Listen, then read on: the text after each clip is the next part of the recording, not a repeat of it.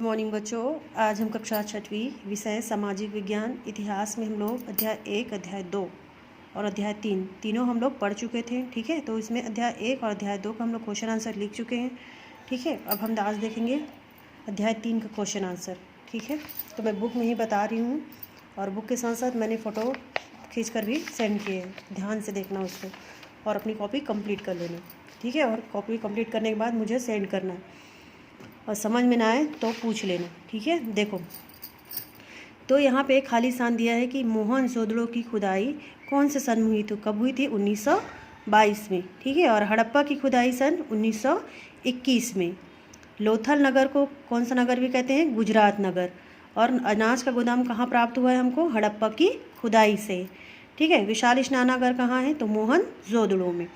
और सिंधु विदेशी व्यापार कहाँ से करते थे, तो जल मार्ग से। ठीक है, जल मार्ग से करते थे, पानी जहाज के द्वारा। ठीक है, अब यहाँ पे देखो क्वेश्चन दिया है पहला कि सिंधु सभ्यता के लोगों का मुख्य व्यवसाय क्या था, क्या व्यवसाय करते थे लोग, ये देखो ध्यान से। ठीक है, यहाँ दिख रहा है आपको,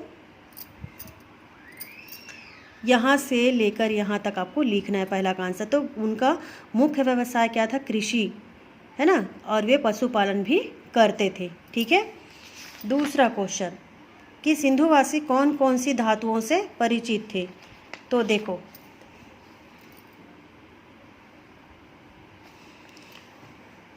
ये है हमारा सेकंड आंसर। ठीक है, तो वे क्या है, वे तांबा, रांगा, पीतल, रांगा, शीशम, कांसा आदि धातुओं से परिचित थे। ठीक है, ये आपका हो गया दूसरा आंसर। ठीक है, तीसरा क्वेश्चन है यहाँ पे, सिंधुवासी किन किन वस्तुओं का व्यापार करते थे, तो इसका तीसरा आंसर है ठीक नीचे इसके, सिंधुवासी कपास, इमारती लकड़ी, तांबे के औजार, हाथी दांत एवं पत्थर के आभूषणों का निर्यात करते थे। और वे सोना, रंग बिरंगे कीमती पत्थर आदि का वो लोग क्या करते थे, आयात करते थे। ठीक है, ये तीसरा आंसर। चौथा क्वेश्चन यहाँ पे, सभ्यताओं का नदियों के किनारे विकसित होने के क्या कारण है ना, क्या कारण थे कि वो नदियों के किनारे रहते थे। ठीक है, तो आपका चौथा आंसर है यहाँ पे, ये देखो कि इन बदलाव में जो सबसे बड़ा बदलाव था वह था उनका एक जगह पर स्थायी रूप से बसना। ठीक है, इन लोगों की बसाहट कहाँ होती थी, ज़्यादातर ऐसी जगह होती थी जहाँ खेती के लिए उपजाऊ मिट्टी और पर्याप्त मात्रा में क्या है, पानी मिलता रहे। और ऐसी जगह आमतौर पर कहाँ मिलते हैं, नदियों के किनारे। और यही कारण कि मनुष्य नदियों के किनारे क्या करते थे, बसने लगे। आज भी हम देखते हैं कि नदी घाटियों में अधिक बसाहट होती है। ठीक है, ये आपका चौथा आंसर। पांचवा क्वेश्चन है यहाँ पे, तो पांचवा क्वेश्चन में यहाँ पे दिया है कि इस सभ्यता को सिंधु घाटी सभ्यता क्यों कहते हैं, क्या कारण है कि सिंधु घाटी सभ्यता कहते हैं, तो देखते हैं यहाँ पे आपका पांचवा आंसर। ठीक है, ये है हमारा पांचवा आंसर। तो ये देखो यहाँ से लिखोगे आप लोग, 100 साल पहले सिंधु नदी के किनारे मोहनजोदड़ो नामक स्थान में कुछ मजदूर क्या कहते हैं, रेलवे लाइन बिछाने का काम कर रहे थे। और रेलवे लाइन के बीच में आ रहे एक टीले को हटाने के लिए जब उन्होंने खुदाई की तो पता चला कि उनके नीचे एक दीवार थी। और लोगों की उत्सुकता बढ़ी है ना, और उन्होंने उसके नीचे और खुदाई की, और खुदाई से पता चला कि एक पूरा का पूरा शहर जो है मिट्टी के नीचे दबा हुआ है। विद्वानों ने जब आसपास के इलाकों में खुदाई की तो इस तरह की और कई जगह मिली। इनमें से ज़्यादातर जगह जो है सिंधु नदी के आसपास से, इस कारण इसे सिंधु घाटी की सभ्यता कहते के नाम से पुकारा जाने लगा। और आजकल इसे क्या कहते हैं, हड़प्पा संस्कृति भी कहते हैं। ठीक है, ये आपका पांचवा आंसर। छठवां क्वेश्चन है यहाँ पे कि हड़प्पा और मोहनजोदड़ो क्यों प्रसिद्ध है। ठीक है, तो हम देखेंगे यहाँ छठवां आपका ये। ठीक है, तो यहाँ से लिखोगे आप, हड़प्पा और मोहनजोदड़ो वर्तमान पाकिस्तान के पंजाब एवं सिंध प्रांत में है। और मोहनजोदड़ो की खुदाई सन 1922 ईस्वी में श्री राखल दास बनर्जी के नेतृत्व में की गई थी। और यहाँ थोड़ा सा और बचा ना उसी का, हड़प्पा और मोहनजोदड़ो की खुदाई से पता चला कि वे नगर आज के शहरों में बने कॉलोनियों की तरह सुनियोजित ढंग से बसाए गए थे। और नगर 2 हिस्सों में बसे थे, एक हिस्सा ऊपरी भाग में था जिसके चारों तरफ एक परकोटा ऊंची दीवार था। ये आपका छठवां आंसर है। ठीक है, यहाँ से लेकर यहाँ तक, एक बीच का छोड़कर। ठीक है, अब है आपका सातवां क्वेश्चन, तो लोथल की प्रसिद्धि के क्या कारण है, लोथल क्यों प्रसिद्ध है। ठीक है, तो देखेंगे हम सातवां, ये नहीं, ये नहीं, सातवां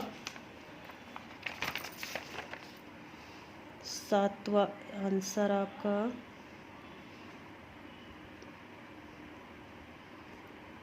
ये है, ये ठीक है कि लोथल की खुदाई से नाव का एक नमूना एवं गोदी के अवशेष प्राप्त हुए हैं और इसके आधार पर हम कह सकते हैं कि लोथल से जलमार्ग द्वारा व्यापार होता था। ठीक है, ये आपका 7वां आंसर। 8वां क्वेश्चन है यहाँ पे, सिंधु सभ्यता के लोगों के रहन सहन का आपका वर्णन करना है। ठीक है, तो रहन सहन कैसे थे उनकी देखते हैं। 8वां आपका आंसर। ठीक है, ये यहीं पे 8वां आपका ये। तो सिंधु सभ्यता के लोग गेहूं, जौ, तिल, दूध, मांस, मछली आदि खाते थे। वे सूती एवं ऊनी वस्त्र का प्रयोग करते थे, है ना। हड़प्पा की खुदाई से प्राप्त श्रृंगार पेटी तथा अन्य भाषणों के अवशेषों से पता चलता है कि स्त्री और पुरुष दोनों श्रृंगार करते थे, है ना। और स्त्रियां माला, चूड़ियाँ, बाजूबंद, कर्णफूल, पायल आदि आभूषणों का प्रयोग करती थी जो सोना, हाथी दांत, तांबे और बहुमूल्य पत्थरों के क्या होते थे, बने होते थे। ठीक है, अब है आपका यहाँ 9वां क्वेश्चन। ठीक है, तो सिंधु सभ्यता के लोग किन किन सामाजिक वर्गों में बटे थे। ठीक है, तो मैं उसको यहाँ पे लिख के आपको पहला मैं बताती हूँ, फिर दूसरा भी बताऊँगी। ठीक है, आपको पहला यहाँ से लिखना है। इसका पहले आपको क्या लिखना है कि सिंधु सभ्यता, है ना, क्वेश्चन क्या है इसका, किन किन सामाजिक वर्गों में वो लोग बटे थे। तो आपको क्या लिखना है कि सिंधु सभ्यता के लोगों का सामाजिक आधार पर 3 वर्गों में बांटा जा सकता है। पहला था शासक वर्ग, जो यहाँ से है आपका शासक वर्ग, ये यहाँ से। ठीक है, ये आप लिखोगे शासक वर्ग। ठीक है, शासक वर्ग में यहाँ से लिखोगे कि ऐसा अनुमान लगाया जाता है कि वहाँ एक वर्ग शासकों का था जो शासन चलाते होंगे और संभवतः केंद्रीय शासन व्यवस्था रही होगी जिसके अधीन अन्य राज्य जो है वो छोटे छोटे प्रांत में होंगे। ठीक है, दूसरा आपको लिखना है व्यापारी एवं व्यवसायी वर्ग। तो मैं यहाँ पे लिख देती हूँ। ठीक है, आप लोग समझ जाना। ठीक है, यहाँ आप लोग लिखोगे व्यापारी वर्ग, व्यापारी एवं व्यवसायी वर्ग, ये आपका दूसरा है ना। ठीक, और इसमें आप लोग लिखोगे जो मूलतः क्या है, विभिन्न, मतलब विभिन्न व्यापारों व व्यवसायों में, व्यापारों व व्यवसायों में लगे होते थे, है ना, लगे होते थे। वे अपेक्षाकृत क्या है, अपेक्षाकृत सवर्ण थे, है ना, अपेक्षाकृत सवर्ण थे। ठीक है, अब आपका यहाँ 3 एक और वर्ग है, 3 वर्ग में बटा था। एक तो है शासक वर्ग, दूसरा व्यापारी एवं व्यवसायी वर्ग, है ना, और तीसरा था इसमें कृषक वर्ग। ठीक है, कृषक एवं मजदूर वर्ग। तो वो लोग क्या करते थे, समाज के जो ये थे, ये लोग क्या करते थे, कृषि व पशुपालन करते थे। ठीक है, आप लोग लिख सकते हो यहाँ पे तीसरा कृषक एवं मजदूर वर्ग। ठीक है, अब ये क्या करते थे, वे समाज के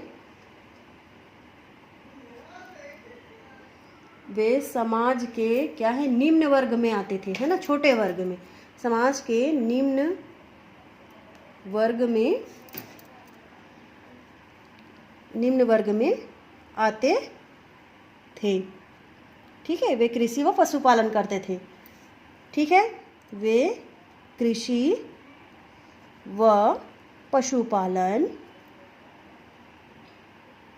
करते थे। ठीक है, ये हो गया हमारा 9 का आंसर। ठीक है, अब यहाँ पे दिया है संक्षिप्त पर टिप्पणी लिखिए।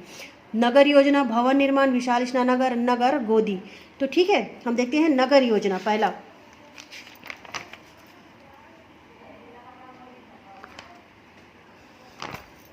ये है आपका नगर योजना का। ठीक है, यहाँ से लेकर हड़प्पा से लेकर आपको यहाँ